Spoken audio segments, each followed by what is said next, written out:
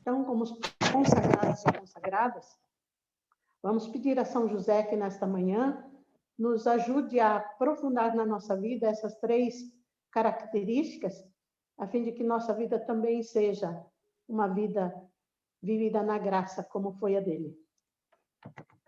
Rezemos, então, a oração que o Papa compôs no final desta carta. Oração a São José. Salve, guardião do Redentor e esposo da Virgem Maria.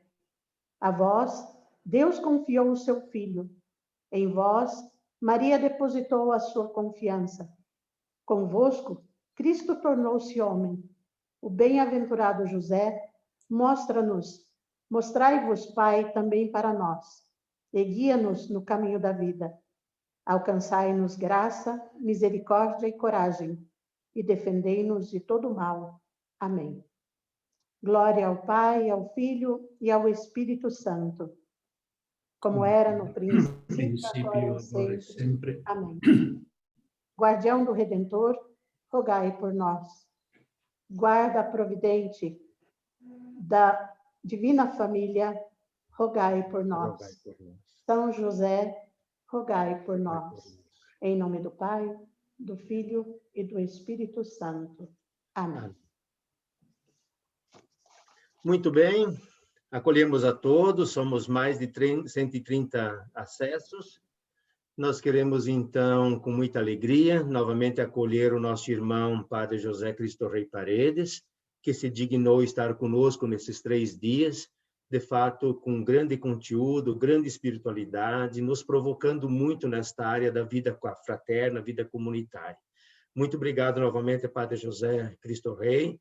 E com o senhor, então, vamos continuar nesse dia de hoje com o terceiro encontro. Muito obrigado, Padre Ildefonso, meus irmãos e irmãs, bom dia de São José. Vamos continuar nossa reflexão partilhando de novo a apresentação de outros dias.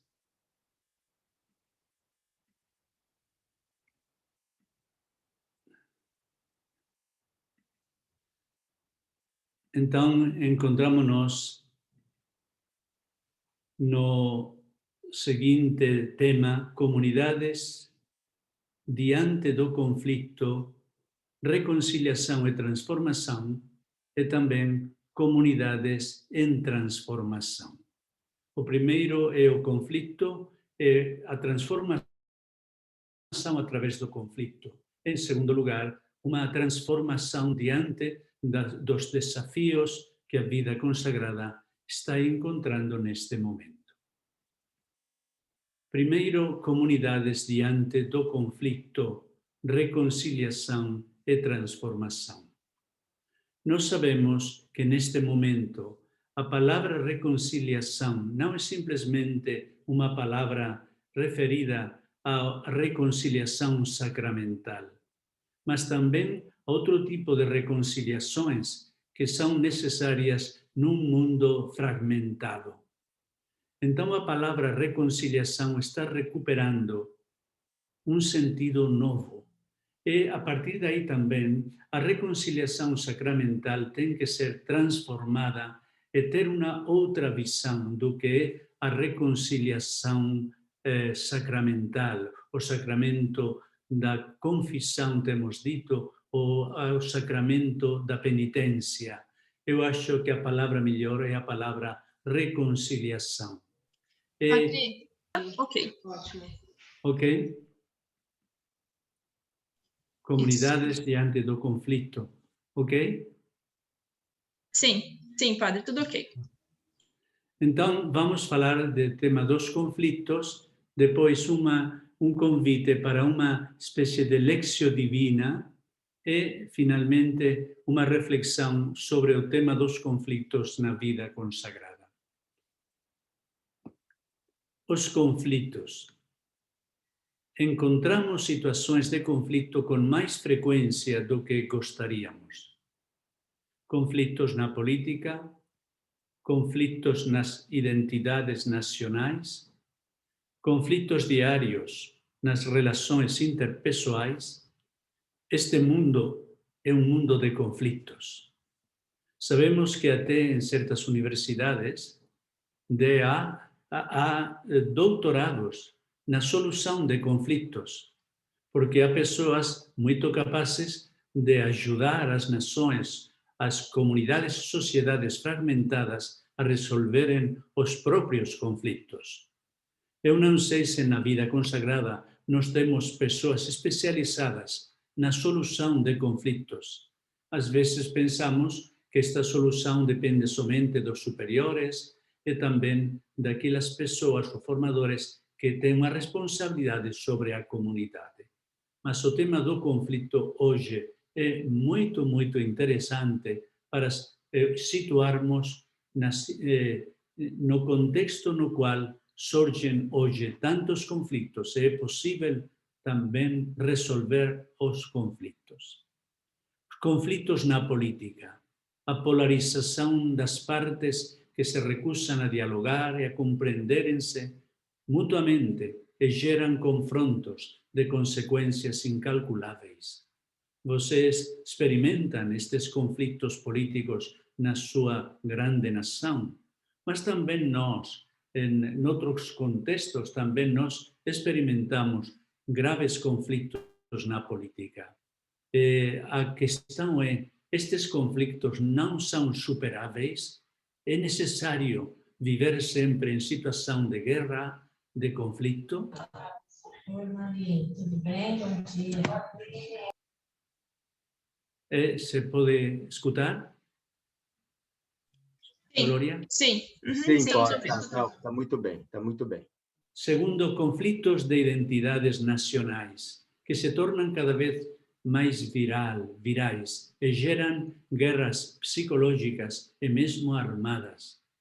Porque a nossa divisão das nações, às vezes, é artificial, não é uma divisão nacional a partir de uma identidade ligada à terra, ao clima, ligada à cultura, mas às vezes temos umas organizações mundiais que não respeitam aquilo que ontem nós dizíamos das comunidades, das organizações com vida, com alma, que são um verdadeiro corpo, e não simplesmente acréscimo de diferenças. Também temos conflitos diários nas relações interpessoais. É aqui onde nós nos encontramos também, seja na convivência dos cidadãos, no trabalho ou na família, que são frequentemente resolvidos por meios judiciais. Entre nós, os conflitos não são resolvidos ordinariamente através de meios judiciais, mas às vezes pensamos que nós teríamos necessidade de um certo tribunal capaz de resolver os nossos conflitos e dirimir qual está no momento adequado e qual não. Que persona é aquela que causa o conflito e que persona é o sofredor do conflito.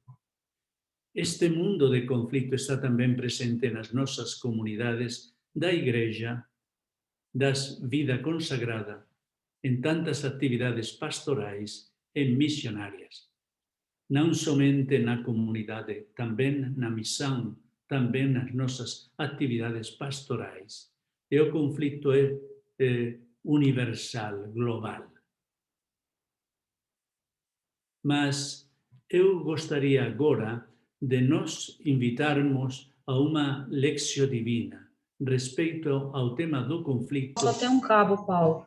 E ele ontem deu... Alô? Sim? Tudo bem, padre. Tá, só alguns microfones ligaram. Sim.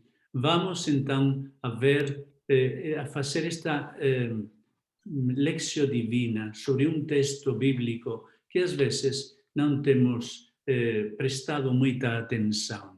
Vocês sabem que na Bíblia muitas vezes o que aparece é o conflito entre irmãos. O primeiro conflito entre Caim e Abel, outro conflito entre Esaú e Jacó, outro conflito entre os irmãos, os filhos de Jacó, os irmãos de José e seus irmãos, outros conflitos que aparecem também até nos Salmos, En tempos de Jesús, o conflicto chegou a tal ponto que as tribos de Israel tinham-se reduzido simplesmente a 2,5. Então, isto quer dizer que naquele tempo os irmãos tinham destruído muitas das tribos de Israel. Não eram 12, mas como diz o grande biblista Joaquim Jeremias, naquele tempo ele estudou muito bem a situação histórica do tempo de Jesus. Naquele tempo, as tribos de Israel estavam reduzidas a 2 e outra quase em processo de desaparição. Então Jesus pensou uma comunidade de novo de irmãos, com os 12. As 12 tribos representadas nos 12 apóstolos, eles iam ser como símbolo de um novo povo reconciliado, onde os irmãos amam-se mutuamente e onde todos se põem ao serviço de todos.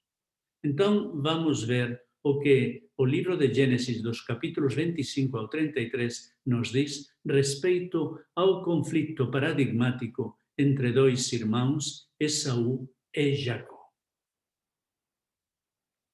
Em primeiro lugar, as personagens da história. O livro de Gênesis, no capítulo 25, versículo 23, diz: 2 povos estão no teu ventre, 2 nações que, saindo das tuas entranhas, serão divididas. Um oprimirá o outro, o maior servirá o menor. A esposa de Isaac é dito este oráculo, que no seu ventre há 2 povos, 2 nações, que saindo das suas entranhas serão divididas. Um oprimirá o outro, o maior servirá o menor. Então, vamos ver o rosto desta família de Isaac. O filho mais velho tem da estima do seu pai. Isaac quer muito bem a Esaú, mas o mais novo é o amado pela sua mãe, Rebeca. Rebeca é aquela que prefere ao filho Jacó. Rebeca morre com uma família desfeita. Isaac, velho, deficiente, cego, não tem entregue a bênção para o seu favorito, o seu primogênito, Esaú. E a família entra assim numa situação de caos e desfeita. Também os irmãos.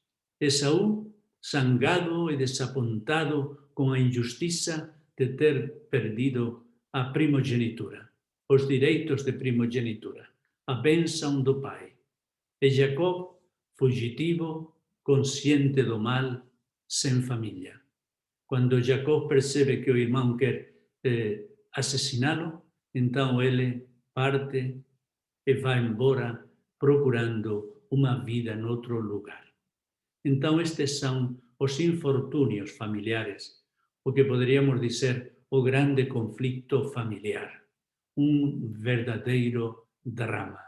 A causa de 2 irmãos e também de uma mulher e o seu esposo que não entram em processo também de mútua reconciliação.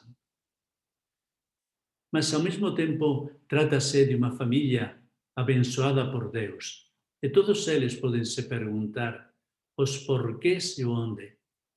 Os 4 poderiam se perguntar a si próprios: por que eu? O ancião Isaac: por que eu? Ou para onde ir? Jacob: por que, meu Deus? Esaú. Então, quando entramos num conflito, nós sempre nos perguntamos: por quê? Por quê? Por quê? E todos eles sofreram, mas especialmente as vítimas, humilhações. Aqui temos pessoas que são vítimas. A mãe, Rebeca não é vítima. Mas Jacob não é vítima no primeiro momento. Jacob, a vítima é Isaac e a vítima é Esaú. Padre Isaac e filho Esaú são humilhados na sua dignidade, que não é reconhecida. E o resultado são irmãos separados há quase 25 anos. Eles se separam. E o processo de separação vai durar 25 anos, segundo o texto da palavra de Deus. Aqui vemos a irreconciliação, o afastamento um do outro. Dois povos estão no teu ventre, duas nações que, saindo das tuas entranhas, serão divididas. Às vezes nós não somos conscientes do significado também mundial dos nossos conflitos. Uma família em que não existe união, depois faz que todo o mundo, de uma certa forma, se sinta irreconciliado naquele ponto da humanidade. Segundo, como Deus atua. Deus diz a Jacob: volta para a terra do teu pai, eu estarei contigo. Deus abre um processo de reconciliação. Volta para a terra do teu pai, eu estarei contigo. Embora tenha sido Jacob aquele que humilhou o seu irmão e o pai, mas Deus escolhe a Jacob para iniciar um processo de reconciliação. Volta para a terra do teu pai, eu estarei contigo. Mas o que acontece?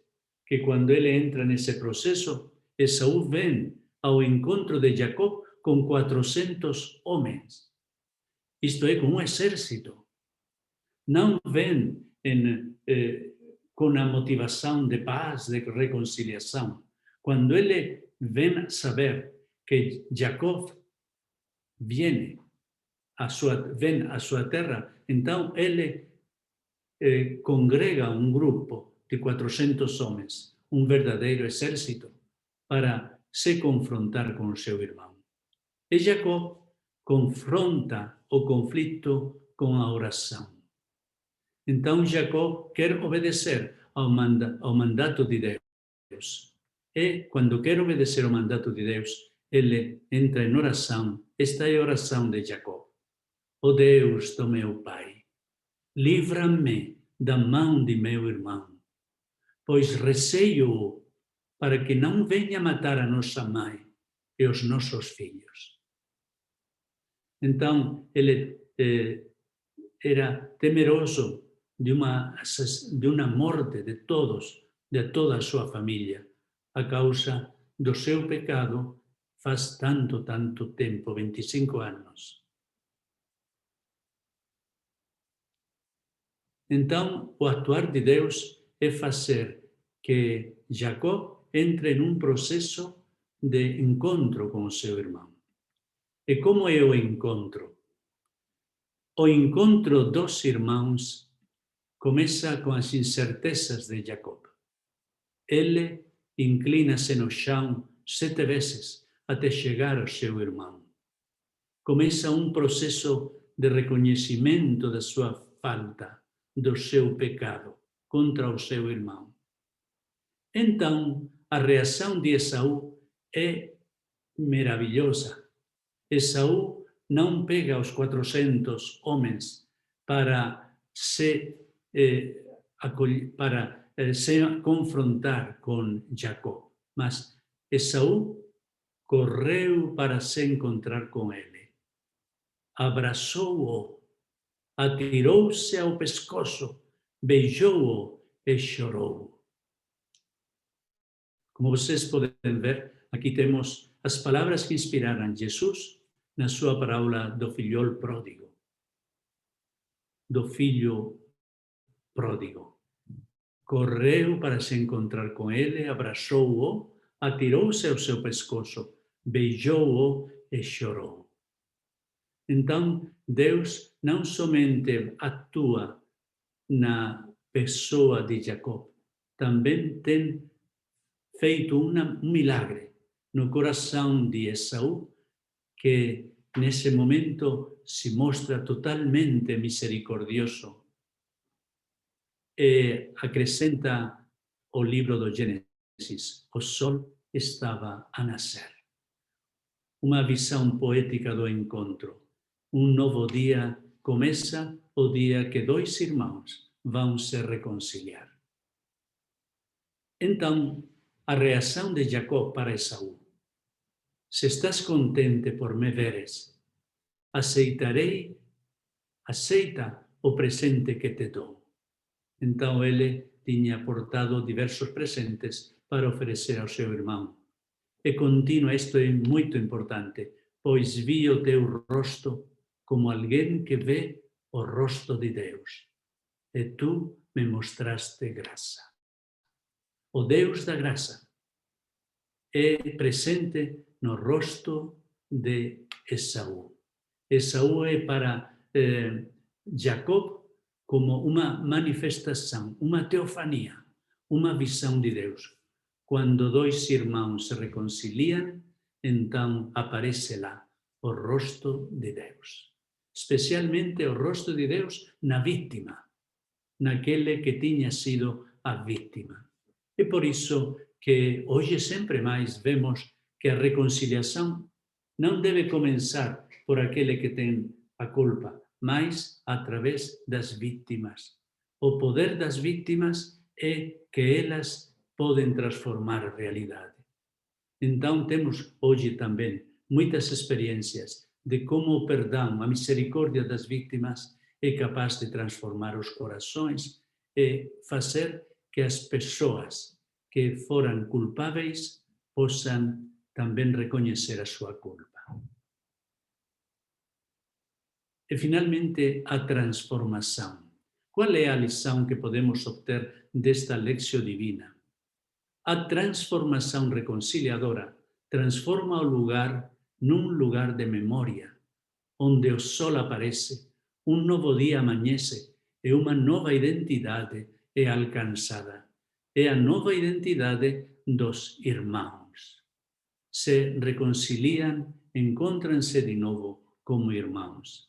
A reconciliação é uma viagem do conflito entre irmãos e irmãs para a transformação. A dignidade dos humilhados é restaurada. Como vocês veem, aqui a atuação de Deus é uma atuação dupla. Uma atuação em Jacob e uma outra atuação em Esaú. Os dois foram transformados. Isto é interessante também ver que quando algumas pessoas nas comunidades às vezes dizem: esta pessoa é muito conflitiva, fora desta comunidade, já temos suportado esta pessoa durante 3 ou 5 anos. Padre provincial ou madre provincial pode já enviá-la a outro lugar. Pensamos que o conflito existe na pessoa conflictiva, mas nós não no nosso relacionamento, no qual nós mesmos estamos implicados. Então, o que quer dizer que a transformação tem que ser uma transformação dos dois. Uma transformação do relacionamento. Não ver nos outros os culpáveis e nós os inocentes. Quando um conflito existe numa comunidade, não há culpáveis e inocentes. O que acontece lá é um relacionamento tóxico. Um relacionamento no qual existe uma realidade tóxica que afeta a todos. Mas quando o conflito é resolvido, então aparece a transformação mútua. Uma mútua transformação.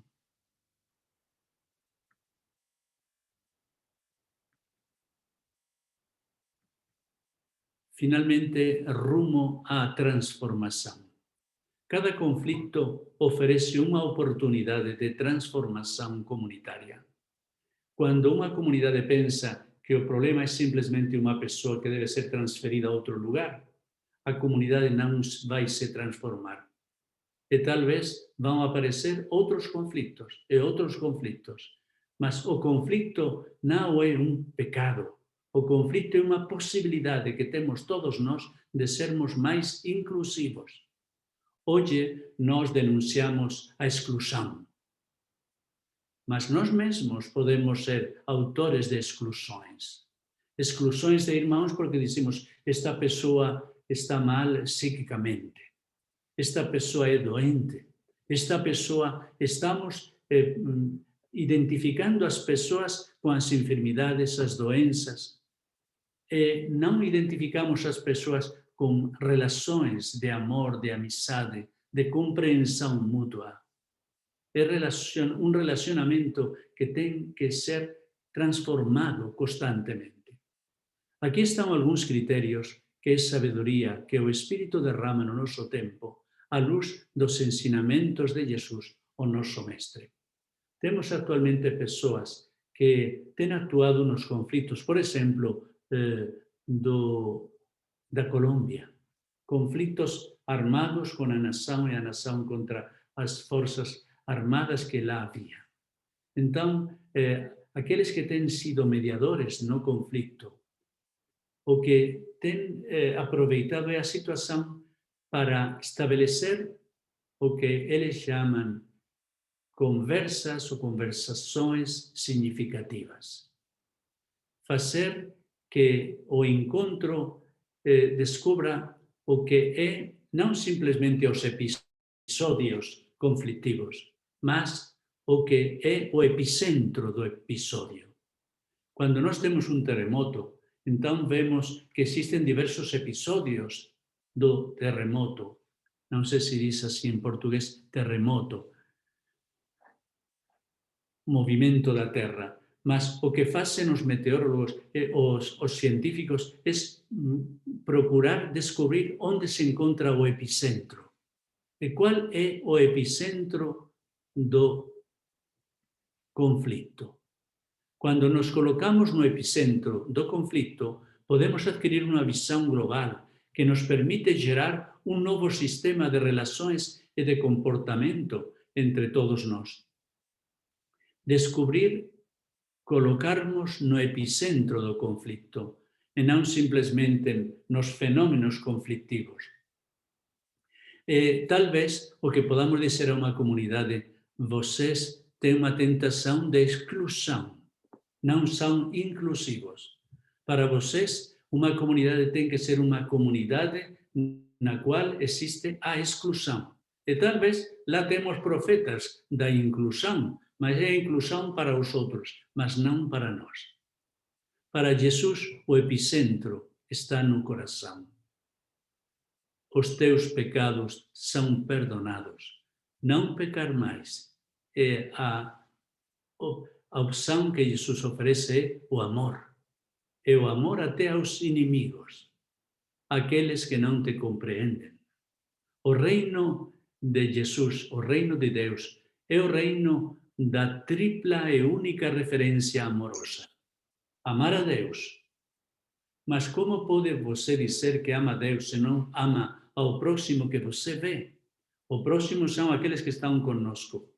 Mas também, ao mesmo tempo, amai a Deus e ao próximo como vós amais a vós mesmos, a vós próprios. Então, o amor tem uma tripla e única referência. Deus, o próximo, e também o amor eu. O amor próprio, o amor para nós. Então, esta tripla dimensão do amor, esta trindade do amor é muito importante. E quando eu me amo, eu vou compreender melhor o próximo. E quando eu amo o próximo, vou compreender muito melhor ao meu Deus. No reino da vida, uma pessoa adquire a capacidade de ver e saudar no outro, e no outro, até mesmo em si próprio, a presença do divino. Isto é verdadeiramente belo e interessante. Ver no outro, ver em mim próprio a presença de Deus. a presença do divino, do sagrado. A passagem da tensão ao desanuviamento, do confronto à colaboração criativa. Hoje estamos também no tempo da hospitalidade. Leonardo Boff diz que a hospitalidade é a virtude do mundo globalizado. Então, a hospitalidade é a inclusão do estrangeiro, do outro, do que pensa de outra forma. Então, a comunidade torna-se um laboratório de hospitalidade. Um laboratório interno de hospitalidade com todos, mas aquele que não é capaz de entrar em hospitalidade com pessoas diferentes, com diferente visão das coisas, aquela pessoa que não é inclusiva, mas excluente, então aquela pessoa não é um paradigma de um mundo diferente. É um paradigma de um mundo em guerra, em divisões, um mundo que não é o mundo da autêntica globalização.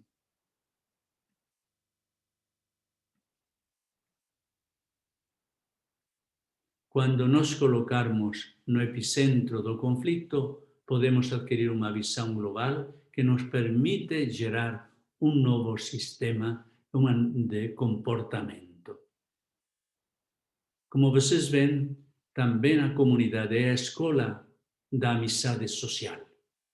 A amizade comunitária torna-se depois, como o Papa Francisco nos diz na sua encíclica Fratelli Tutti, nos coloca diante da possibilidade de uma amizade social.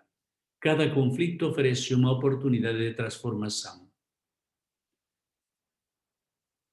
O Criador queria que fôssemos diferentes, não clones. O conflito não é em si mesmo pecado, mas o pecado o envenena. O conflito acompanha-nos durante toda a nossa vida, como as ondas do mar. Mas o conflito não é uma desgraça. O conflito é uma possibilidade de nos enriquecermos, de nos abrirmos, de ter um coração e uma mentalidade muito mais expansiva. Quando chegar uma pessoa a amar os seus inimigos, está chegando a uma etapa mística na sua vida.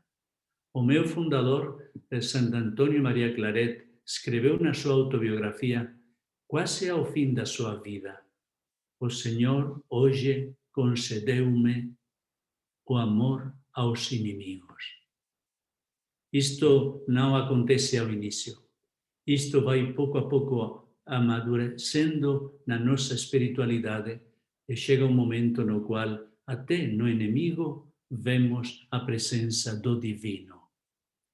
Portanto, este tema não é secundário na vida das comunidades. As nossas comunidades estão chamadas a serem uma espécie de parábola para o mundo do que é a superação dos conflitos.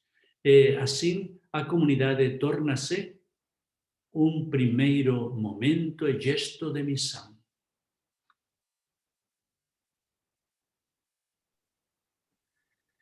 Então, obrigado, Padre José Cristo Rei Paredes. De fato, os conflitos fazem parte da nossa vida. Como administrá-lo, como deixar que os conflitos sejam possibilidades de crescimento, de fato, é uma graça de Deus a gente contornar e conseguir administrar bem os conflitos e tirar lições positivas. Queria convidar a todos para que agora vamos fazer um pequeno intervalo de 10 minutinhos. Esse é o tempo da gente escrever no chat, escrever ali uma dúvida, comentar um ponto. Muito importante a gente fazer pequenos comentários. Eu gostei disso, porque eu me dei conta disso, daquilo. Pequenos comentários, dúvidas, perguntas. E vamos descansar, então, 10 minutos. Agora são 10h42. Um pouco antes das 10, um pouco antes das 11, então 10 para as 11, nós já estaremos na sala. E o Padre José, então, com a segunda palestra, a segunda fala, e depois a gente faz aquele bate-papo, aquele tira dúvida, aqueles comentários. Vamos para um intervalo de 10 minutos. Padre Delfonso? Sim. Então, eu sou irmã Dilma. Eu não sei muito bem usar o chat para estar fazendo pergunta ou comentário. Bom, então escreve ali e na volta eu peço para a senhora, então, colocar de viva voz, como a senhora está fazendo, a dúvida, o seu comentário. Seja bem Obrigada, breve, bem padre. objetivo, tá bom? Tá, obrigada, padre. Então, elabora bem ali e depois, na volta, eu lhe dou a palavra para a senhora, então, Sim, colocar de viva voz, tá bem? Vamos descansar, então, 10 minutos de intervalo para tomar um chazinho, para tomar um cafezinho e voltamos já. Acho que a Padre Dilma... Delfonso, pode ficar para o final porque é uma pergunta. É uma Tá? pergunta? Então, tá bem. Sim. Depois eu dou a palavra para a senhora para fazer a pergunta. Obrigada, padre. Muito bom. Vamos, então, voltando. Já somos ali 160 pessoas, o mesmo número de pessoas. Então, Padre José Cristo Rei, nos ajude a sonhar.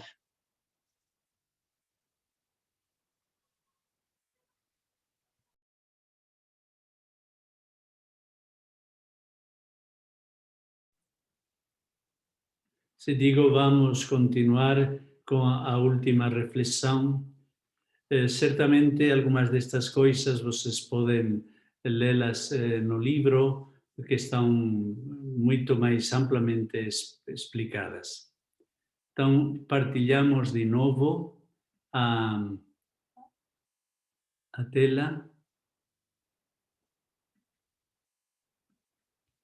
Me digam se vê. Sim, estamos vendo.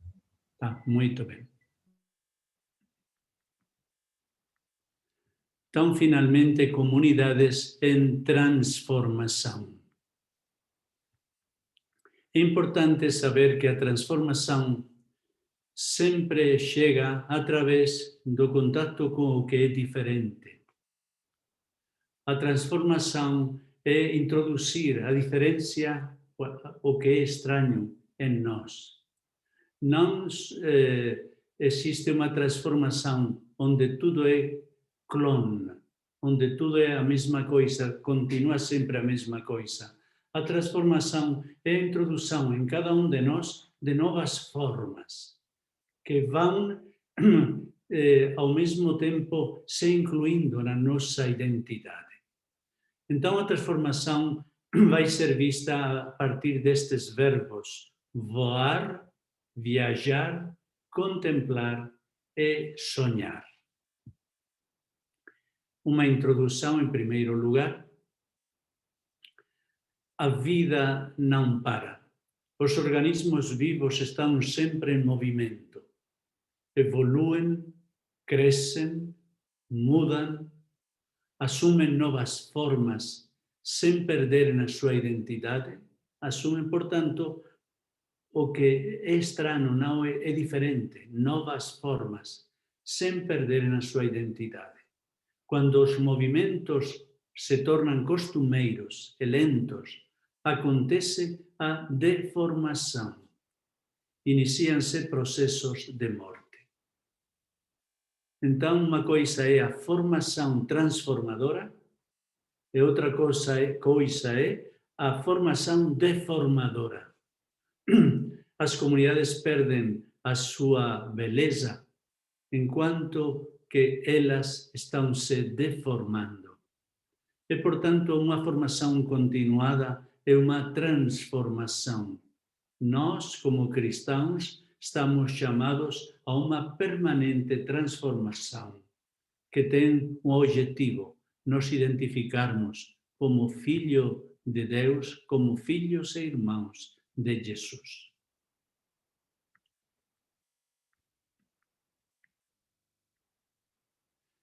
São Paulo nos diz no capítulo 12 da carta aos Romanos: não vos amoldeis a este mundo, pelo contrário, transformai-vos com uma renovação da mente, para que possais discernir qual é a vontade de Deus. Transformai-vos, a palavra que é detrás em grego é metamorfosis, metamorfosis. Submetei-vos a uma metamorfosis, uma transformação. Uma palavra muito forte. É a transformação como vai vir através de uma renovação da mente, uma expansão da mente, metanoia.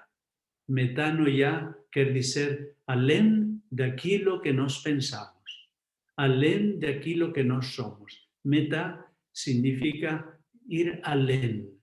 Então, esta apertura de mente e de coração vai nos fazer possível a transformação. Mas quando temos pessoas fechadas, pessoas que sempre se situam numa zona na qual é uma zona de conforto, uma zona sem transformação, estas pessoas estão renunciando àquilo que é mais importante na vida do ser humano e na vida também daquelas pessoas que são movidas pelo Espírito. Isto serve como introdução. Vamos ver como é possível a transformação das comunidades, das congregações, das pessoas. Padre Alfonso me perguntava ao início deste encontro, certamente estas coisas são interessantes, mas como fazer que isto se faça realidade? Então, às vezes, tudo deve começar com a nossa metodologia, o nosso método. Existem métodos de transformação, mas quais são estes métodos? Programação ou processos de transformação. Às vezes, nós pensamos que o mais importante é fazer uma boa programação. Uma programação que tem os seus objetivos, as suas metas, e ao mesmo tempo como fazer que isso seja possível através de opções, de atividades, através de prioridades. Então, eu me lembro que num capítulo geral nosso, houve um capitular que num momento concreto fez esta proposta.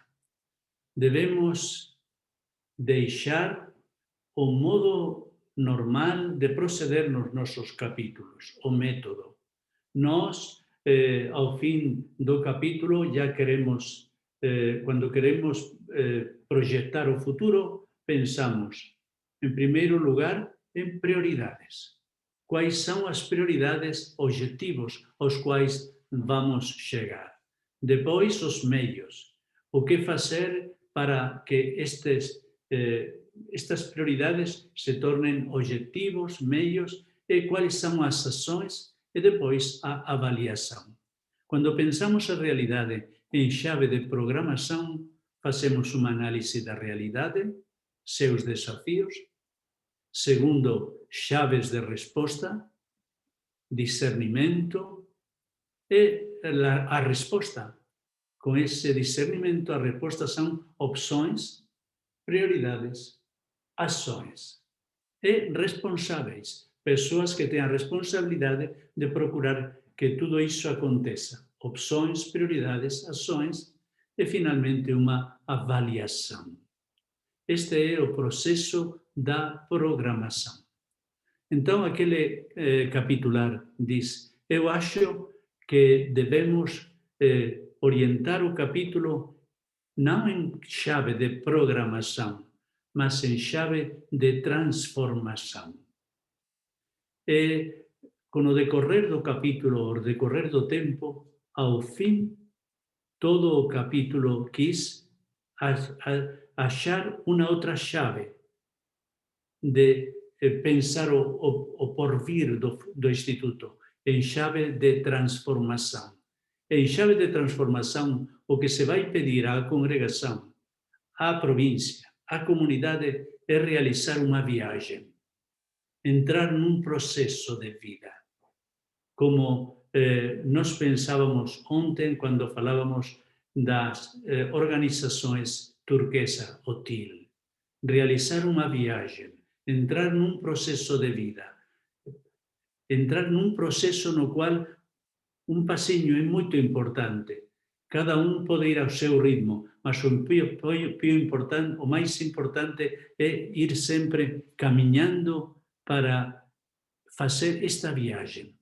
Mas um itinerário ao mesmo tempo pluridirecional. O mais importante é que o itinerário seja abrangente. Influências internas e externas, espirituais, ambientais, contextuais. Porque para fazer uma viagem também vamos precisar de energia.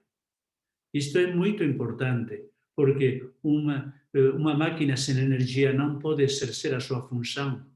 Uma viagem sem energia não é possível. Então, quais são as fontes de energia?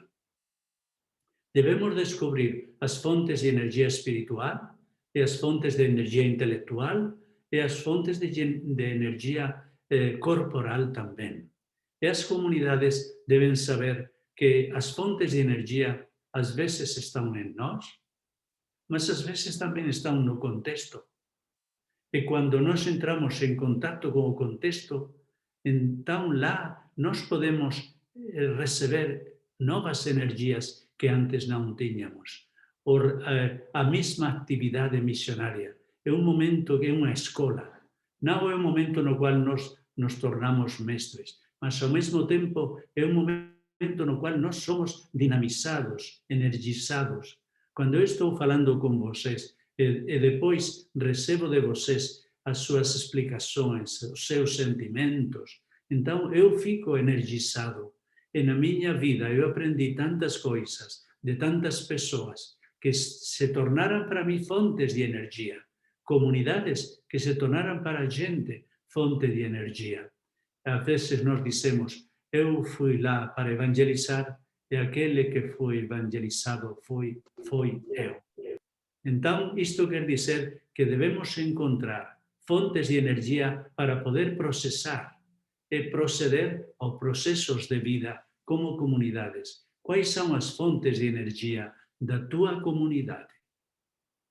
E vai mudando e melhorando a nossa forma segundo este relacionamento com o contexto, com as fontes de energia e também com a nossa atividade. A atividade faz que cada um de nós entre num processo também energizador. Uma viagem em direção ao futuro emergente. Eu gosto muito de fazer uma distinção entre o futuro e o porvir. Não é uma minha distinção. Eu a aprendi de um grande filósofo francês, Jacques Derrida. Jacques Derrida é o filósofo da deconstrução para construir alguma coisa nova. Ele distinguiu entre o futuro e o porvir. O futuro é aquilo que está nas nossas mãos fazer. Eu posso programar o futuro.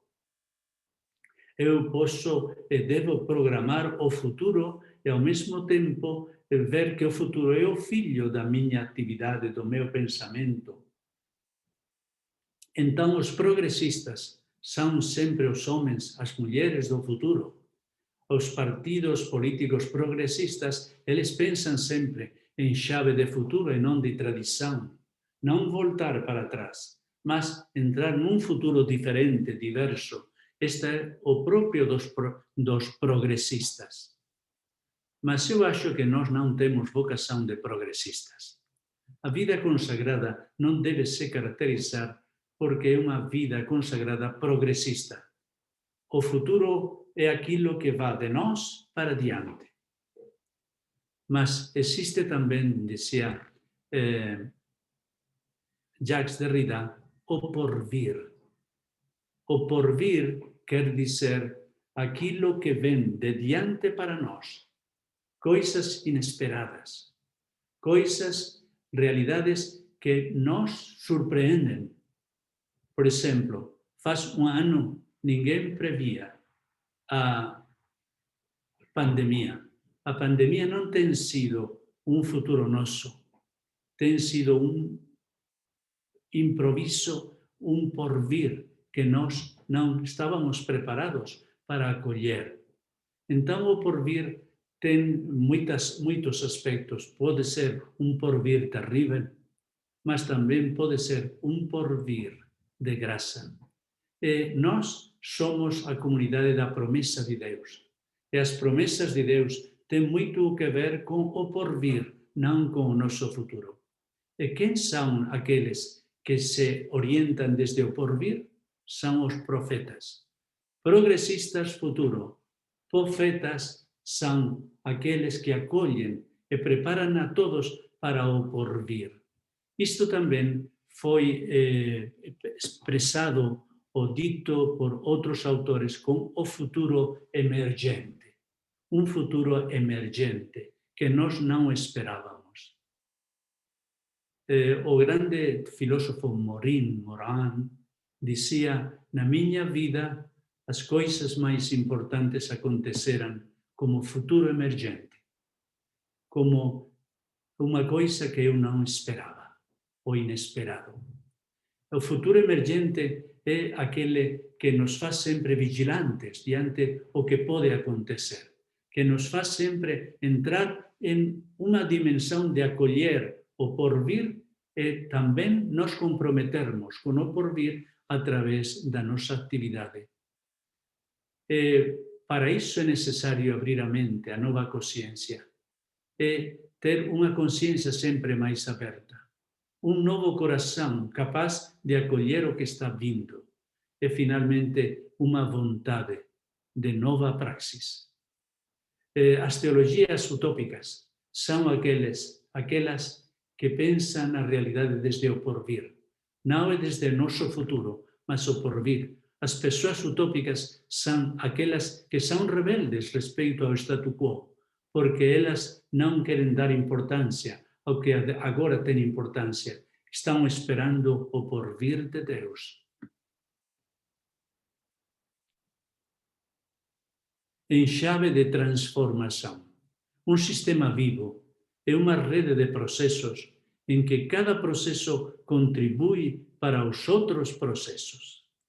Então, quando vemos uma comunidade em processo, outra comunidade em processo, outra comunidade em processo, então vemos que está acontecendo uma autêntica vida. São comunidades com vida. E o próprio da vida é a autopoiesis. Humberto Maturana, aquele filósofo chileno do qual ontem falávamos, fala da categoria de autopoiesis. É a capacidade autopoética que têm os organismos de se recuperarem. O nosso corpo é um organismo autopoético. Nós vemos como o organismo está sempre se estruturando. Sua estrutura nunca descansa, procura constantemente a sua autorrenovação. O corpo é uma realidade vivente e a vida em nós explode de muitas formas. A mesma coisa acontece com as estruturas comunitárias. Uma estrutura comunitária que nunca descansa, que sempre está em constante processo de autorrenovação. Mas as forças de morte são aquelas que vão fazer que uma estrutura descanse, que uma estrutura fique sempre a mesma coisa e que, ao fim, exista uma cosificação da comunidade e não uma comunidade com alma, com vida. Então, se somos sistemas vivos e estamos numa rede de vida, isto quer dizer que a comunidade tem que estar sempre em uma estrutura que nunca descansa e que procura constantemente a sua autorrenovação, uma renovação que vem de dentro, mas também no contato com as fontes de energia. Então, que cada comunidade se pergunte: quais são as fontes de energia que nós temos para nunca mais descansar e procurar sempre a nossa autotransformação? Mudança de paradigma. Sim, estamos num tempo que foi definido não simplesmente como um tempo de mudanças. Os vossos bispos latino-americanos, a vossa conferência de todos os bispos ou episcopado latino-americano já o diz faz muitos anos, e agora está se tornando magistério pontifício. Vocês já disseram, vossos bispos disseram, a partir da vossa realidade, que não estamos num tempo de mudanças. Estamos numa mudança de tempo. isto é uma mudança de paradigma. E quando existe uma mudança de paradigma, a questão não é negociar com o velho paradigma, porque o velho paradigma, não responde às novas urgências, às novas necessidades, à nova visão da realidade. Se vocês comparam nosso tempo 2021 com o tempo de 2000 ou 1980, quando apareceu o direito canônico, quando apareceu o catecismo da Igreja Católica, e este tempo, vocês vão ver que lá existe um câmbio, uma mudança de paradigma. E no catecismo não se fala de internet, não se fala de teoria de gênero, não se fala de muitas causas que apareceram e muitos conceitos que apareceram durante este tempo de uma grande revolução. Então, vemos também que o direito canônico não responde a tudo aquilo que é atualmente a vida na vida da Igreja. E que, portanto, estamos precisando uma mudança de paradigma. E para a mudança de paradigma, sempre há pessoas que são pioneiras, pessoas que são capazes de sair do velho paradigma para entrar no novo paradigma. Mas este salto não é fácil. Isto supõe deixar o conhecido e entrar em aquilo que é desconhecido. Não podemos saber o que vai acontecer no novo paradigma, mas estamos precisando uma nova forma de ver as coisas, uma nova mentalidade, um novo coração, uma nova ação ou praxis. E por isto, eis aqui o desafio que a vida consagrada tem neste momento. Viajar, sonhar para um novo paradigma. E as pessoas que têm valor, que têm audácia, podem fazer isto. Estamos, dizia o Papa Francisco, no tempo da audácia. E os audazes são aqueles que caminham para um futuro emergente ou para o porvir sem mapa. Os audazes foram aqueles que conquistaram ou que descobriram novas terras sem mapa. Então, às vezes, estamos precisando destes profetas pioneiros que vão ajudar-nos a todos nós a entrar numa nova terra. Mas é necessário. Mas o que não podemos querer fazer é que a nova terra seja já totalmente estruturada para fazer uma viagem segura. É uma viagem que é uma aventura. E a aventura é o próprio daqueles que seguem o Senhor Jesus.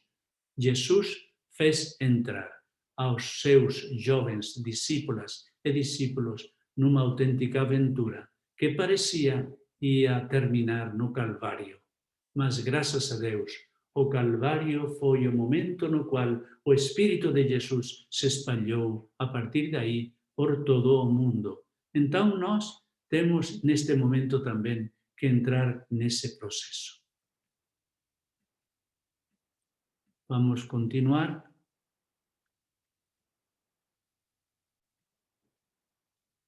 Voar é sonhar. Voar como um trapecista é sonhar. Voar, que quer dizer, devemos deixar ir as coisas que estão no momento anterior.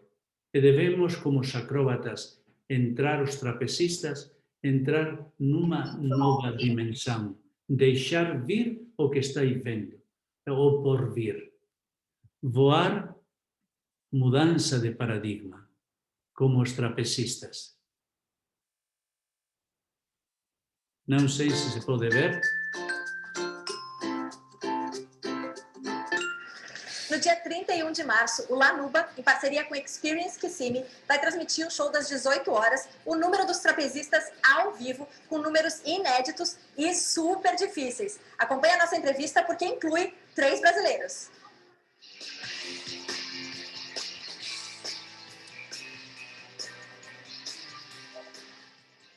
O que tem de novo nessa... Então, o Renato, né, ele é o primeiro no mundo a fazer esse truque, né, que são dou plancheada, quando eu dou pirueta para as pernas para a mão do Kátia, entregando as pernas, né? É muito difícil, você tem que ter uma confiança em si mesmo, uma habilidade. Vocês veem que o próprio trapecista é deixar ir a primeira posição e deixar vir o que está vindo. Uma vida consagrada que perde o medo, perde a dúvida, a desconfiança, que nos impedem dar o salto. Desligam o nosso ego, as nossas comunidades da natureza, da sociedade e da cultura. Fazer tudo de novo. Sem ligação ao contexto, não há processos de autopoiese. Entusiasmo ou depressão? O que vemos nas nossas comunidades? Entusiasmo ou depressão? E temos alguns santos próprios do nosso tempo. Madeleine Delbrel. Madeleine Delbrel, uma mulher francesa que foi lá viver nos subúrbios de Paris. Passou a sua vida em Ivry, entre os ateus, como fermento na massa. Ela falava assim: perforar a vida, modo de orar e encontrar-se a Deus, encontrar a Deus. Perforar a vida e ver na vida a presença de Deus, a presença de Deus. Também Mary Daly, ela dizia: o plano de Deus é frequentemente simplesmente uma forma de falar dos nossos planos, uma excusa para a incompetência, a ignorância e o mal. Às vezes falamos de Deus de uma forma que é simplesmente uma forma de falar de nós. É Thomas Merton: o amor é o nosso verdadeiro destino. Não encontramos o sentido da vida por nós, o encontramos sempre junto de alguém. Isto é, nós encontramos o sentido da vida quando estamos juntos, junto aos outros. O místico Thomas Merton. Então, a espiritualidade hoje é uma espiritualidade que está nos chamando a sair da depressão, a entrar num novo entusiasmo.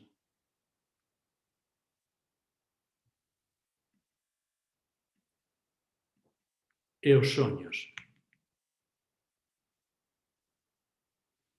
Viajar a partir do sistema em direção ao ecossistema, em direção ao ecossistema. Isto é, a meu ver, também muito, muito interessante. Viajar do ecossistema em direção ao ecossistema. Uma libertação do nosso ego, do egocentrismo. É uma tentação que nós temos muito forte nestes tempos. Uma libertação do nosso egocentrismo. E que significa isto? Ver-nos através dos olhos dos outros e através do olho do todo. Isto é uma transformação do nosso olhar. É ver-nos dentro de um conjunto, não ver-nos simplesmente como nós mesmos. Formamos parte de uma orquestra. Dentro da orquestra, nós somos um instrumento, mas olhando os uns para os outros. E assim abrir a nossa mente, o nosso coração, a nossa bondade. Abraça a caminhada. Abraça a caminhada para assim fazer que a nossa vida seja sempre uma vida em transformação. Outro tempo nós falávamos em termos de santidade. E a santidade era conseguir uma meta, mas era visto quase sempre em termos de santidade individualista. O Papa Francisco diz: precisamos comunidades santas, isto é, comunidades encaminhadas detrás das pegadas de Jesus.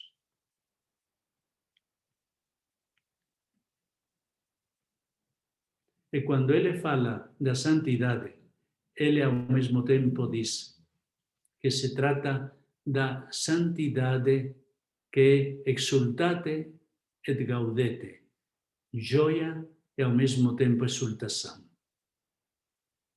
E a contemplação. A contemplação, que é uma forma de oração e de ser e atuar. A contemplação não é simplesmente oração, é também uma forma de ser e atuar. Há pessoas que, quando atuam, estão se sentindo contemplativas, e às vezes muito mais contemplativas do que durante a oração. O encontro com Jesus, com nosso Deus, acontece tantas vezes no encontro com outras pessoas, no encontro com os fatos históricos, no encontro com aquilo que nós nunca suspeitávamos, no encontro com os nossos sonhos. Hoje, nós celebramos a figura de São José. E São José, como o José do Antigo Testamento, caracterizam-se por ser dois sonhadores. Se diz que quando a pessoa tem um sonho, um anjo aparece. Talvez os anjos sejam manifestações, imagens do Espírito Santo. Um santo padre da antiga igreja, Atanásio de Alessandria, ele dizia que o Espírito Santo aparece às vezes em forma angeliforme. O Espírito Santo aparece como um anjo. Quando Jesus estava em Getsemaní, foi consolado por um anjo. Jesus dizia: Pai, não se faça a minha vontade, mas a tua vontade, Padre e Filho. Então aparece um anjo. Onde está a Santa Trindade? Parece que esse anjo não é simplesmente um anjo, é o Espírito Santo em forma de anjo que consola Jesus, fortifica Jesus. Então, devemos pensar que São José também recebeu a visita do Espírito Santo nos seus sonhos. E quando nós começamos a ser sonhadores, então podemos ver as coisas de uma forma diferente e começamos uma nova forma de atuar, de ser. Quantos sonhos foram assassinados na vida consagrada porque alguém não acreditou nos sonhos? Mas todos nós levamos em algum tempo da nossa vida sonhos e devemos sonhar até o fim, como o Papa São João XXIII, como o Papa Francisco está e continua a sonhar. Então precisamos uma vida consagrada de sonhadores, e os sonhadores são os verdadeiros contemplativos. São aqueles que veem o porvir, são aqueles nos quais o porvir está se antecipando. Porvir, também na nossa linguagem eclesiástica, é o adventus. O adventus é aquilo que vem para nós. Então, sabemos que há uma Jerusalém, um novo céu, uma nova terra que estão vindo para nós.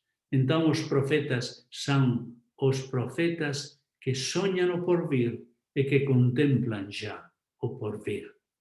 E não é fechar os olhos, contemplar. Não é mirar para dentro. Não é imaginar assuntos transcendentes sem relação com aquilo que acontece. Estamos no tempo da mística dos olhos abertos. Onde procurar a Deus? E Deus está vindo. É aquele que vem nos salvar, aquele que faz nos sonhar, aquele que faz nos caminhar, entrar numa caminhada para o que parece impossível. Quando nós queremos que aconteça o impossível, acontece sempre alguma coisa imprevisível. Eu acredito no que ainda não veio. A mística dos olhos abertos. E muitas vezes foram os poetas místicos, os autênticos sonhadores, os que nos fazem contemplar o mundo de uma forma diferente. Ernesto de Cardenal, que já nos deixou, ele escreveu poemas extraordinários, um cântico cósmico, no qual ele podia ver na totalidade a presença do divino. Dizia também um outro autor que somente o tudo é o sacro. En el principio, antes del tiempo, del espacio, era la palabra. Todo lo que es pues verdad. Ao inicio, antes do espaço do tempo, existía a palavra. E tudo o que acontece, o que é, portanto, verdade. Tem a verdade da palavra de Deus. Ele também escreveu em outro momento: tive a má sorte de Deus se ter apaixonado por mim. Fui deixado de fora do jogo erótico. Então ele explica o seu celibato profético porque sentiu a Deus apaixonado por ele. Não ele apaixonado por Deus. Não ele apaixonado por Deus, mas Deus apaixonado por ele. Então é que a experiência de graça, não tanto que eu amo a Deus, mas experimentar que Deus me ama, então o amor de Deus é tão poderoso que me oferece uma nova identidade. Então, as nossas comunidades experimentam que são apaixonadamente amadas por Deus.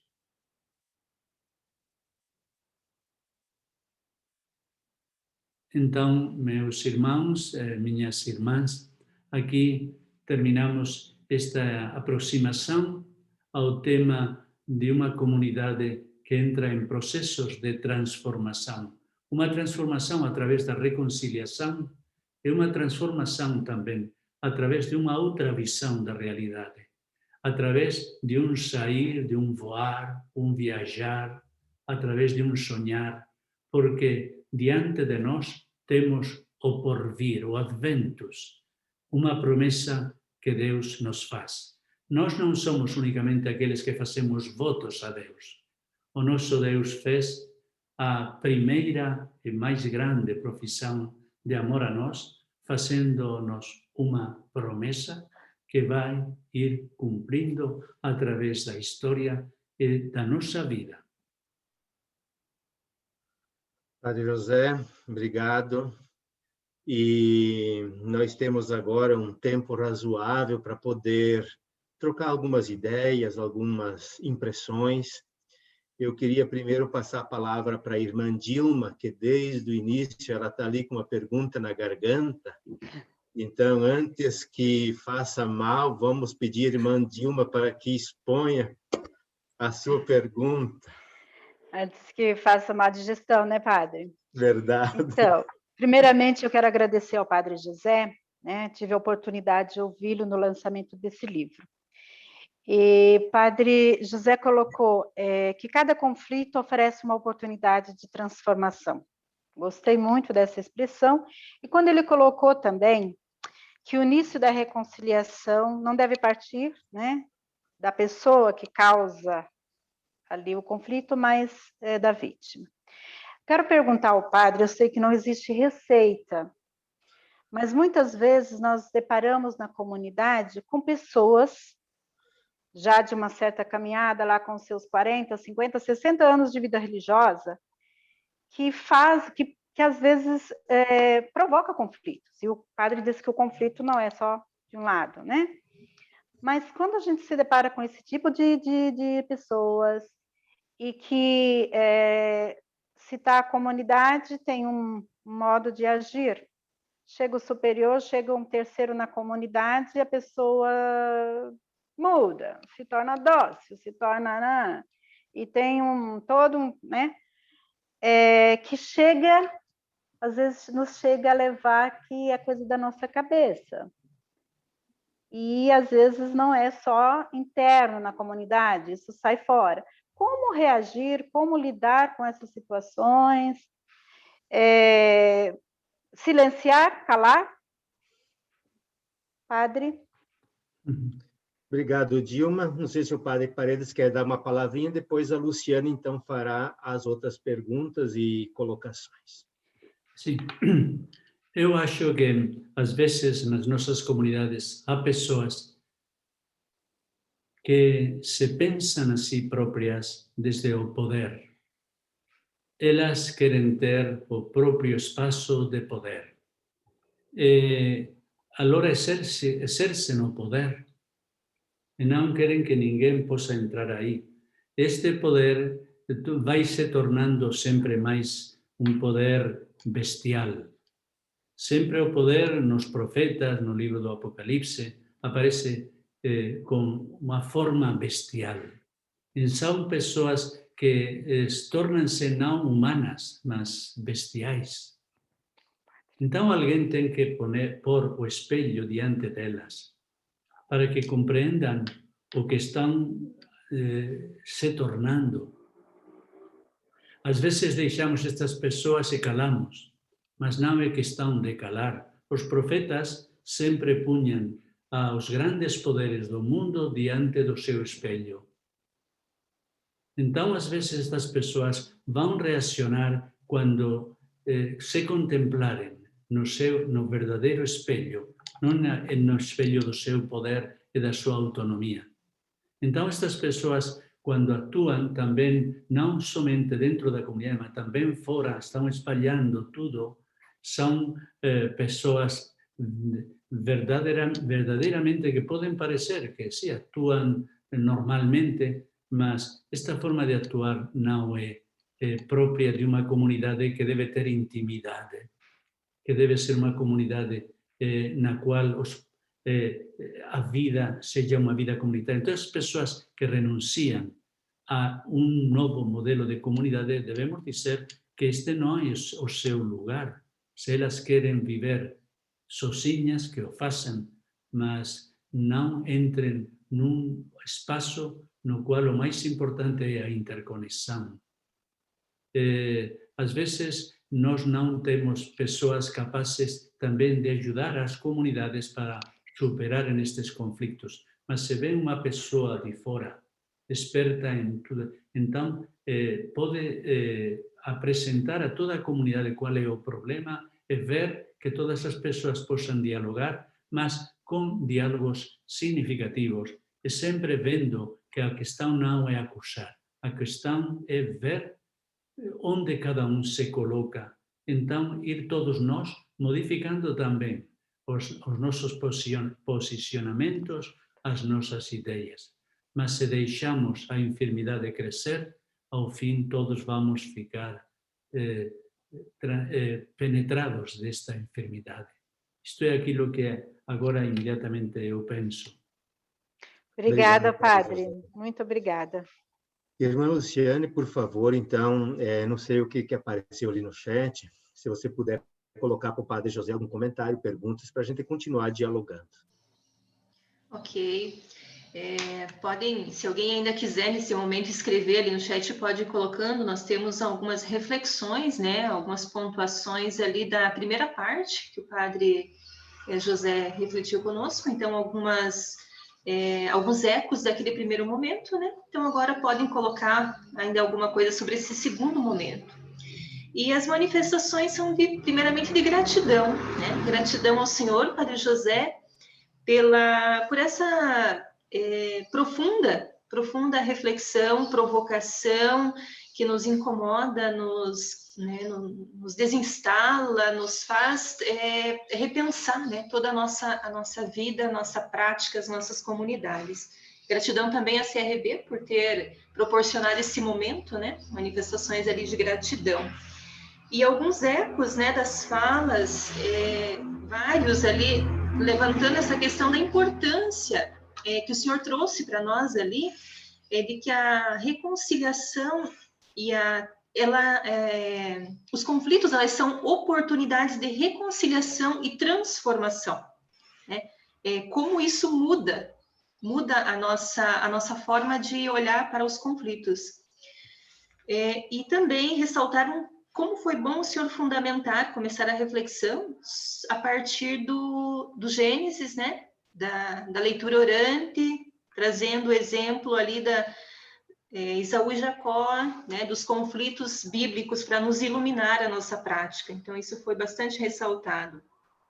E também, outra questão conviver com a Olívia, é de que a importância de tomar consciência também de que o conflito, no momento do conflito, precisamos olhar a partir da vítima primeiro, né? Essa outra forma de visualizar o conflito.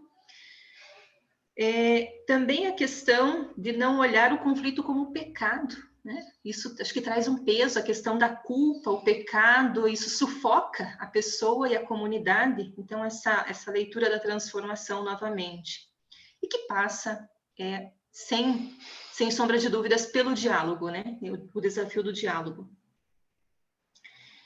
Também que Deus, né, a percepção de que Deus se serve do conflito para realizar a nossa transformação e conversão. Então, foi essa uma reflexão colocada também. E ali apareceu uma perguntinha. Talvez o senhor queira dizer um pouco mais, né? Não temos receitas prontas. Quem sabe o senhor, já com a sua caminhada, possa dar algumas pistas a mais para nós. Como, na prática, superar os conflitos comunitários? Se tem alguma dica mais prática, né? Esse foi um pedido ali no chat. O senhor gostaria de falar alguma coisa a respeito desses aspectos, desses questionamentos? Padre José? Sim. Então, muito obrigado por estas reflexões que estão indicando a importância que o tema tem para todos nós. Primeiro, eu gostaria de salientar isto que foi apontado, que o conflito não é pecado. Isto é, não devemos pensar que quando temos um conflito é porque somos pecadores, por uma parte ou por outra. Não, os conflitos nascem quando nos encontramos com uma forma de pensar diferente, uma forma de sentir diferente, uma forma de ver a realidade diferente. Mas eu dizia também que o pecado envenena os conflitos. Quando o conflito é acrescentado com uma atitude pecaminosa, já é o desejo de fazer o mal ao outro. Não é o desejo de confrontar dois mundos, às vezes muito diferentes, mas é o desejo de destruir o outro. Então, é quando o conflito torna-se também um conflito que é destrutivo, que não transforma, mas destrói.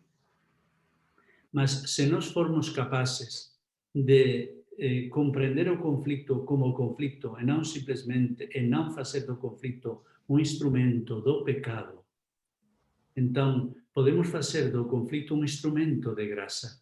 E antes de chegar ao momento no qual nos ferimos uns aos outros, no qual a outra pessoa é desconsiderada e não é aceita como ela é, quando vivemos nessa situação de pecado, então nós vamos precisar também uma sanação interior.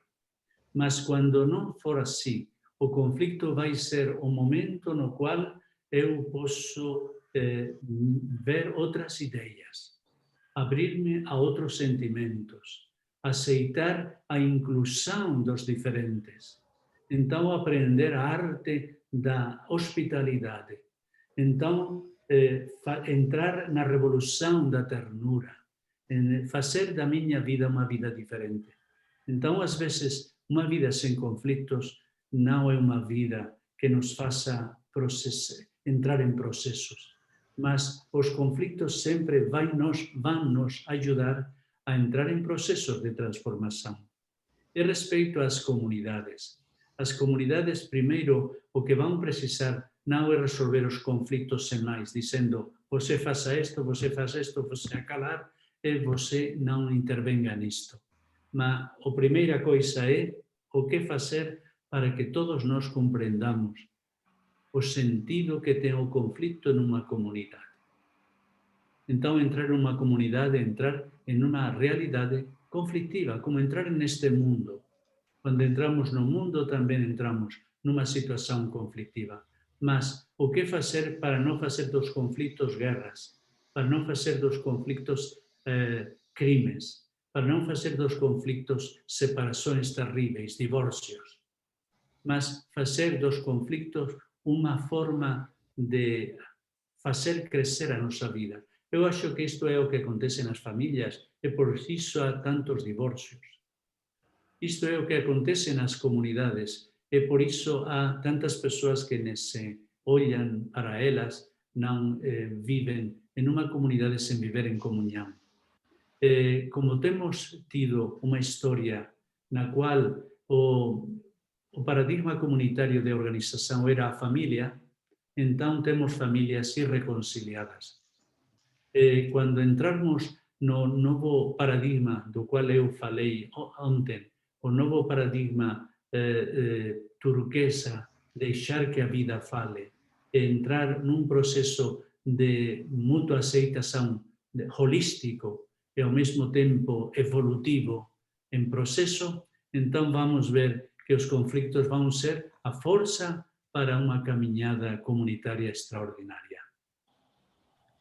Padre José, sim. Nós estamos em meio de uma grande pandemia e nesse tempo, penso que assim que a gente vai saindo desta pandemia, a vida religiosa terá uma grande e importante missão.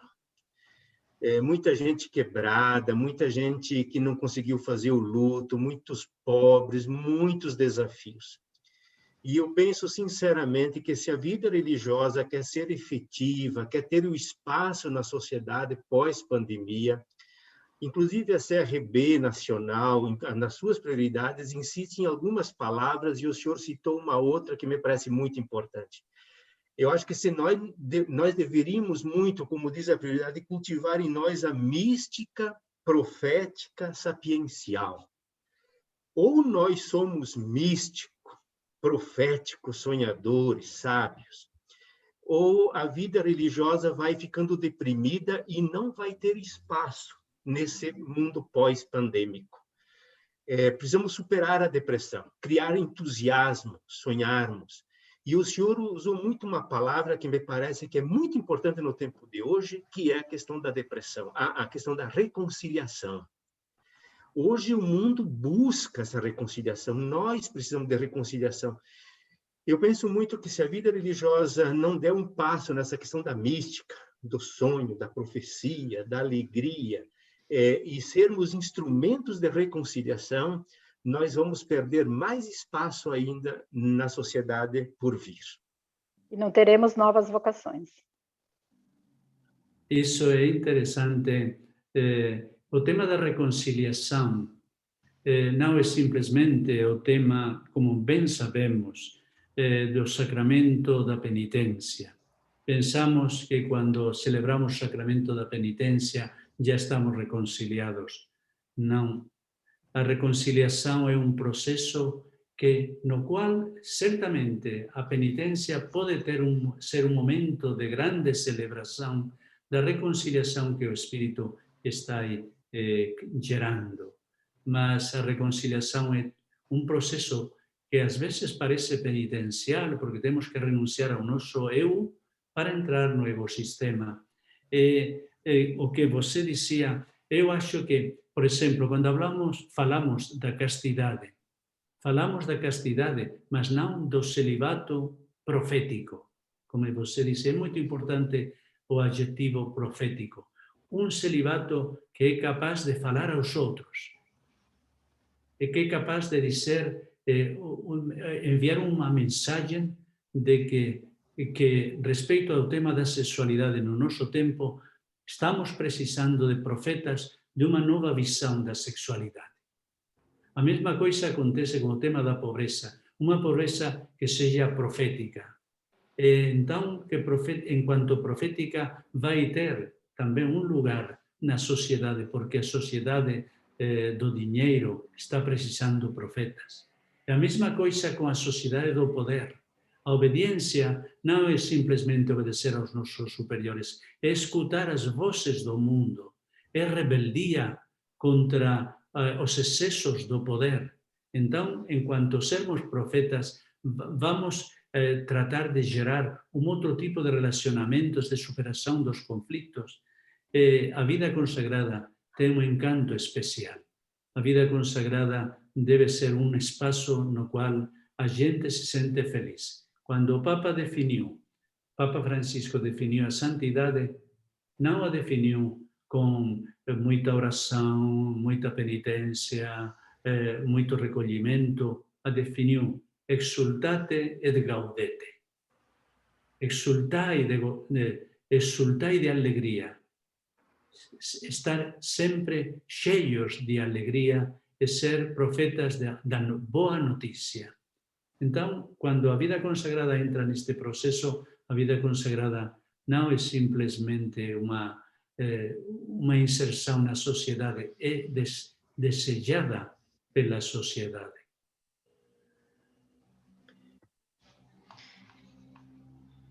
Ainda sobre esse aspecto dos conflitos e reconciliação, será que o senhor poderia explicitar um pouquinho melhor? No seu livro, o senhor coloca ali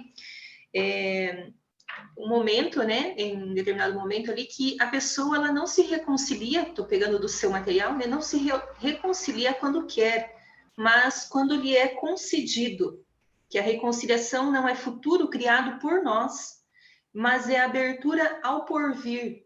O senhor já falou um pouquinho disso, né? A questão da diferenciação futuro e porvir. Em que sentido que essa reconciliação, a pessoa não se reconcilia quando quer? Poderia dizer um pouquinho mais a respeito disso? Muito obrigado, porque eu gosto de poder comentar esta pergunta. Quantos anos tardou Jacob e Esaú de se encontrarem? Tardaram 25 anos. Não foi o momento no qual os dois tiveram a iniciativa. Foi o momento em que foi-lhe concedido a Jacó uma voz de Deus que diz: vai de novo à casa do teu pai. E também a reconciliação não nasceu em Esaú no momento no qual ele decidiu ir ao encontro de seu irmão, porque ia com 400 homens. Mas chegou um momento de improviso, por vir de Deus, no qual Esaú viu-se totalmente possuído por Deus. E quando chegou ao encontro com seu irmão, o beijou, o perdoou, o abraçou. Deu-se a autêntica reconciliação. Então, às vezes, todos nós experimentamos situações de irreconciliação durante um tempo. É o tempo do Adventus. É o tempo no qual vemos que a reconciliação não é o nosso futuro, mas é a aceitação do porvir.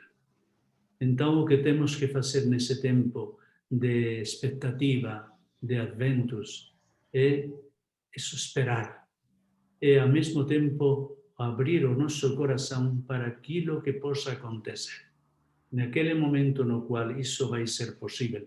Eu he tido experiências de reconciliação, mas não imediatas, não num propósito que eu faço para me reconciliar agora, mas esperar que amadureça o contexto e chega um momento no qual a reconciliação não é o resultado do meu esforço, mas também é reconhecido como graças a Deus.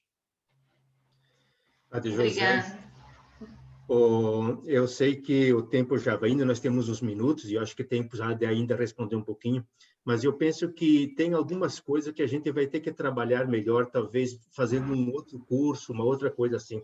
Por exemplo, assim, a crise das lideranças hoje, crise de seguidores. Como formar lideranças para as nossas comunidades? Talvez isso seja um assunto que a gente possa fazer um outro encontro. Um outro assunto que é grande e é importante é, de fato, essa questão da superação dos conflitos. Como gerenciar? Porque isso causa dor, causa sofrimento e causa depressão nas comunidades e de fato, como fazer concretamente para administrar os conflitos? Um terceiro assunto que eu acho que nós podemos ainda avançar entre nós, Padre José, é essa questão de discernimento do Espírito Santo. Afinal, o Espírito, ele sopra. como abrir os nossos ouvidos, não só pessoal, mas nas comunidades, como fazer essa escuta, como não escutar tantas vozes, como ter certeza que é o Espírito de Deus que nos chama para cá ou para lá. Me parece que essa questão do discernimento é um assunto para lá de importante a gente repensar em nossas comunidades. Sim, é verdade. Para mim, é importante saber que o autor da Palavra de Deus, da Sagrada Escritura, é o Espírito Santo. Todos os dias, a comunidade escuta a voz do Espírito através das leituras da Palavra. A pergunta é, por que escutamos esta palavra simplesmente como uma informação e não como palavras para uma transformação? Às vezes escutamos a palavra muito às pressas, mas não deixamos que a palavra seja a chuva que vai nos ir transformando. O Espírito Santo nos ajuda ao discernimento todos os dias, na leitura dos Salmos, na leitura do Antigo, do Novo Testamento, na Palavra de Deus. E, portanto, eu acho que devemos renovar o nosso relacionamento com a Palavra de Deus para compreender a realidade como discernimento do que o Espírito Santo está nos dizendo. E também eu acho que o tema da liderança e os seguidores é muito importante para uma vida consagrada com serenidade, capaz de ser uma vida profética. E também é muito importante pensar na nossa vida em chaves proféticas, mas talvez não como temos visto muitas vezes, que já estamos um pouco cansados do tema do profetismo, mas descobrir o profetismo especialmente no nosso conselheiro, que é o Espírito Santo.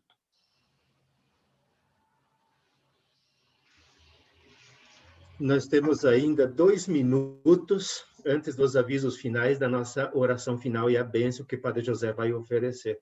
Alguém dos presentes gostaria de abrir o microfone e, bem objetivamente, fazer ainda uma perguntinha?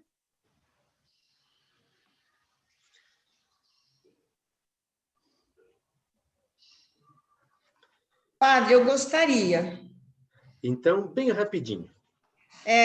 Eu só deixo assim uma reflexão, porque nós, principalmente a questão das gerações, das diferentes gerações, quando nós temos impregnado em todo o nosso processo formativo, o que pode, o que não pode, isso é vida religiosa, isso não é vida religiosa, sempre, às vezes, persistimos nas mesmas formas de atuar, mais retiro, mais encontro, e, às vezes, esse novo não aparece, e a questão das vocações que vão gotejando bem pouquinho, a desistência, às vezes, de jovens na vida religiosa.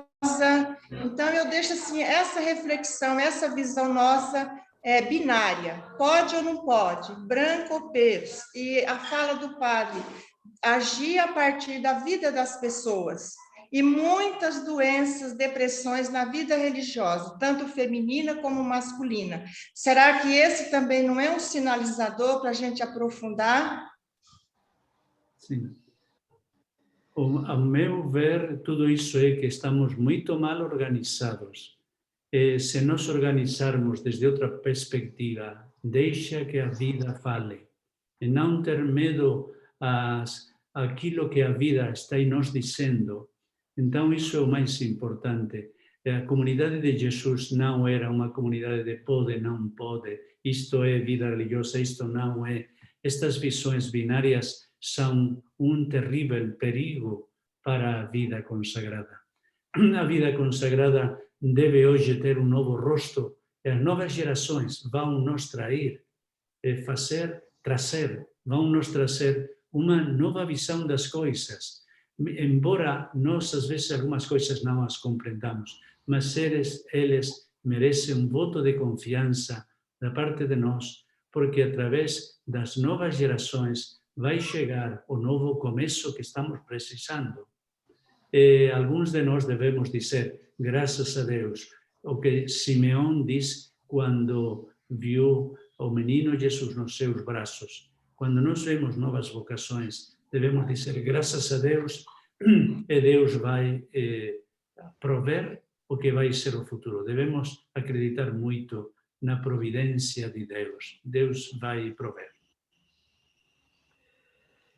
E assim, meus irmãos, minhas irmãs, nós vamos dando assim esse arredondamento final, com muita gratidão ao Padre José. Eu estou vendo aqui no chat assim o quantas manifestações de gratidão ao senhor, Padre José.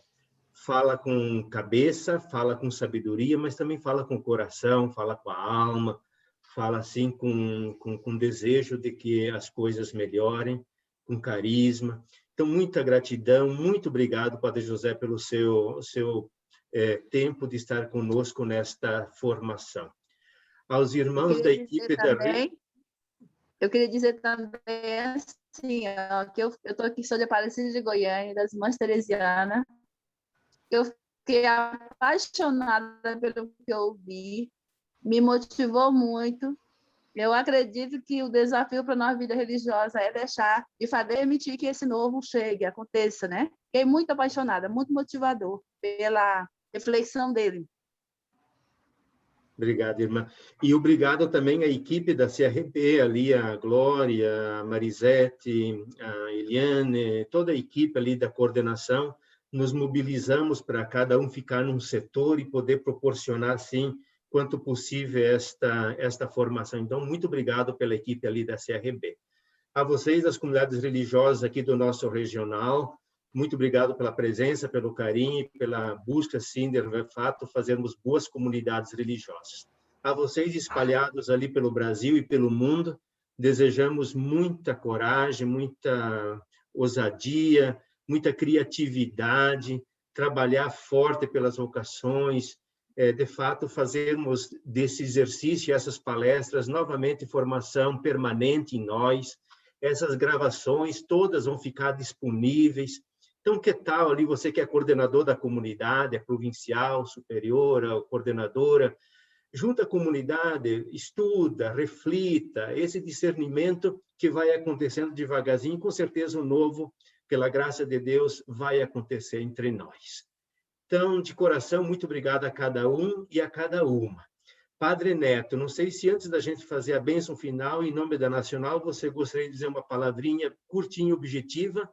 Depois a gente faz a oração de São José, da missa de hoje, e o Padre José Cristo Rei Paredes, nosso assessor, fará então a bênção final. A minha fala é de agradecimento ao Regional do Paraná, por mais esse passo dado, a vida religiosa daqui do Paraná, mas de todo o Brasil. Isso vai repercutir muito forte. Agradeço mesmo ao Padre Cristo Rei Paredes. São reflexões muito próximas da nossa vida, muito provocativas, iluminativas. Obrigado mesmo, Padre José Cristo Rei, Padre Delfonso e a equipe do Paraná. Mais uma vez o Paraná realmente dando uma força à vida religiosa do Brasil. Força, sempre a mim. Avante. Obrigado. Então, nós vamos juntos agora fazermos a oração do dia. Quem já foi na missa e já escutou, quem vai na missa vai escutar, mas nós queremos encerrar esta formação rezando a oração de entrada da Santa Missa de hoje, missa da solenidade de São José, e depois das mãos do Padre Paredes, então vamos receber a bênção. Oremos. Deus Todo-Poderoso, pelas preces de São José, a quem confiastes as primícias da Igreja, concedei que ela possa levar à plenitude os mistérios da salvação. Por nosso Senhor Jesus Cristo, vosso Filho, na unidade do Espírito Santo. Amém. Glória ao Pai, ao Filho e ao Espírito Santo, como era no princípio, agora e sempre. Amém. Padre José, a bênção de Deus. Abençoe-vos, Deus Onipotente, o Pai, e o Filho, e o Espírito Santo. Amém.